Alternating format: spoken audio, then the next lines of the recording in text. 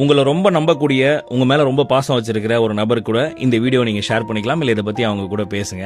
சமீபத்தில் ஒரு interview video ஒன்று பார்த்தேன். கோபிநாத் வந்து ஒரு டிஏஜி, சிறைத்துறை ரிட்டையர்டு டிஏஜி, அவரை இன்டர்வியூ எடுக்கிறாங்க. ரொம்ப நல்லதா இருந்துச்சுங்க இந்த வீடியோ. 39 நிமிஷம் அந்த இன்டர்வியூ. தயவுசெய்து கண்டிப்பாக நம்ம எல்லாரும் அதை ஒரு டைம் பாருங்க. ஏன்னா நம்ம வாழ்ந்துட்டு இருக்கிற லைஃப் எப்படி, உலகத்தில் வேற மாதிரி ஒரு லைஃப் இருந்துச்சு அப்படிங்கிறது எப்படி, மனுஷன் கோவத்தால் ஒரு தப்பு பண்ணா எப்படிலாம் வந்து ஃபேஸ் பண்ணுறான் அப்படிங்கிறத பற்றிலாம் அதில் நிறையா பேசியிருந்தாங்க.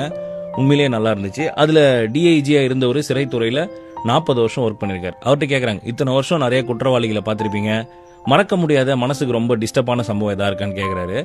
அப்போ அவர் டிஐஜி சொல்கிறாரு, என்னோட 18 வயசில் நான் வேலைக்கு வந்தப்போ ஒரு தூக்கு தண்டனை கைதி, அவன் வந்து அந்த கொலையை பண்ணவே இல்லை. அவன் சொல்கிறான், இந்த மாதிரி அவனை நான் கொலையே பண்ணல, ஆனால் கத்தி நான் எடுத்தேன், ஆனால் ஐ விட்னஸ் நான் தான் காரணம் சொல்லிட்டாங்க, இன்னைக்கு என்னை தூக்கில் போட போகிறாங்க சார் அப்படின்றாங்க. அந்த தூக்கு மேடைக்கு போகிறப்ப இவர்கிட்ட சொல்கிறாராம், சார் நீங்கள் என்ன நம்புறீங்களே நான் பண்ணலை அப்படின்னு சொல்லிட்டு, நீங்கள் ஒருத்தர் நம்பினா போதும் அப்படின்னு சொல்லிட்டு அவர் போகிறாரு. இப்போ அவர் நம்ம கூட இல்லாமல் போயிட்டார். அதுக்கப்புறம் ஒரு 12-15 பேர் தூக்கில் போட்டிருக்கோம், ஆனால் எதுவுமே டிஸ்டர்ப் ஆகலை, ஆனால் அந்த ஒரு விஷயம் எனக்கு டிஸ்டர்ப் பண்ணுது அப்படின்னாரு. ஸோ இந்த உலகத்தில் எல்லா மனிதனுக்கு தேவைன்னா யாராவது ஒருத்தராச்சும் நம்ம சொல்கிற வார்த்தையை நம்மளை நம்பணும், யாரோ ஒருத்தருக்காச்சும் நம்ம உண்மையாக இருக்கணும். அது ஒரு மாதிரி ஒரு நல்ல ஃபீல். என்ன சொல்கிறீங்க?